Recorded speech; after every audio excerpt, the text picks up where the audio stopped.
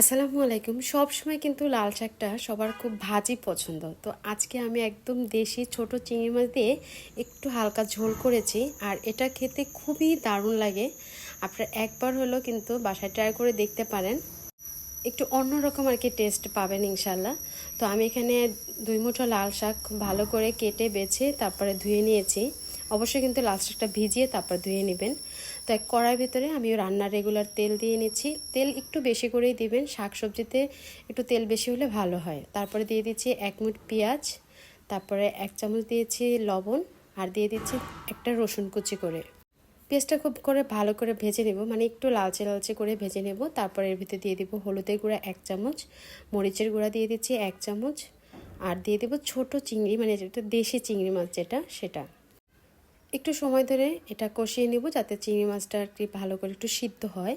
তো এই পর্যায়ে আমি একটুখানি ঝোল দিয়ে নিচ্ছি, তাহলে পেঁয়াজটা নরম হয়ে আসবে। তারপরে এখানে অ্যাড করে দেব 1/2 চামচ ধনিয়া গুঁড়া, আর 1/2 চামচ দিয়ে দেব জিরার গুঁড়া, আর অ্যাড করে দেব 1 চামচের মতো রসুন বাটা। যেহেতু শাক, রসুন বাটাটা দিলে খেতে ভালো লাগে। তারপর নেড়ে চেড়ে এটা খুব ভালো করে মশলাটা কষিয়ে নেব। ঢাকনা দিয়ে ঢেকে মাঝে মাঝে অবশ্যই কিন্তু নেড়ে চেড়ে দিতে হবে।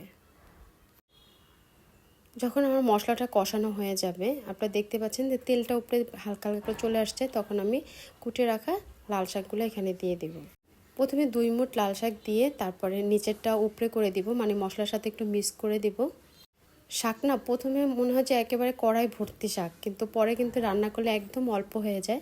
তো প্রথমে নেড়ে চেড়ে দিয়ে তারপর বাকি যেটুকু ছিল ততটুকু আমি এখানে দিয়ে আবার একটু ভালো করে নাড়াচাড়া দিয়ে নিচ্ছি। আর কোনো রকম পানি আর কি এখন ব্যবহার করার দরকার নেই। এখন আমি এটা ঢাকনা দিয়ে ঢেকে রেখে দেব। শাকের ভিতর থেকে এমনি এক্সট্রা একটা পানি বের হয়। আর দেখতে পাচ্ছেন এখানে কিন্তু বেশ শাকের ভিতর ঝোল চলে আসছে। তো এখনও কিন্তু আমার শাকটা সিদ্ধ হয় নাই। আমি আরেকটু ভালো করে নাড়াচাড়া দিয়ে নেব।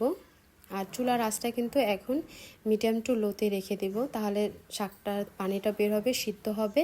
নতুবা হাই হিটে থাকলে কিন্তু তাড়াতাড়ি পানিটা টেনে যাবে আর শাকটাও কিন্তু সিদ্ধ হবে না। আর রেসিপি ভালো লাগলে প্লিজ রিকোয়েস্ট থাকলো আমার চ্যানেলটি সাবস্ক্রাইব করার। কিছু কাঁচামরিচ এখানে আমি মাছ বরাবর একটু চাকু দিয়ে কেটে তারপর এখানে দিয়ে দিলাম, যাতে ঝালটা শাকের সাথে খুব ভালো করে মিশে যায়। তারপরে আমি ঢাকনা দিয়ে ঢেকে রেখে দেব শাকটা একদম সিদ্ধ হওয়া পর্যন্ত। আর মাঝে মধ্যে ঢাকনাটা তুলে শাকটা একটু নাড়াচাড়া করে দিতে হবে। আর এই শাকটা মানে যখন খাবো তখন এটা টেস্টি কেন হয়, মানে সব সময় কিন্তু আপনার মুখে একটু চিংড়ি মাছ পড়বে, যেহেতু ছোট চিংড়ি। এখানে দেশি চিংড়িটার কিন্তু সেন্ট স্বাদ একটু অন্যরকম, এটা আপনারা ট্রাই করে দেখতে পারেন। নতুবা আমরা যে চাষ করি সেই চিংড়ি মাছ দিয়েও রান্না করা যায়, তবে সেই চিংড়ির চাইতে আমি বলবো এরকম দেশি চিংড়ি মাছ দিয়ে এই ঝোলটা রান্না করলে লাল শাকের, সেটা খেতে বেশি মজা হয়। তো শাকগুলো আমার একদম নরম হয়ে গেছে, এটা দেখলেই বোঝা যাচ্ছে যে আমার রান্নাটা কমপ্লিট হয়ে গেছে। লাল শাক তো আমাদের সবারই পছন্দ, তো এভাবে রান্না করার একটা রিকোয়েস্ট রইল। তা আজ এ পর্যন্তই। আল্লাহ হাফেজ।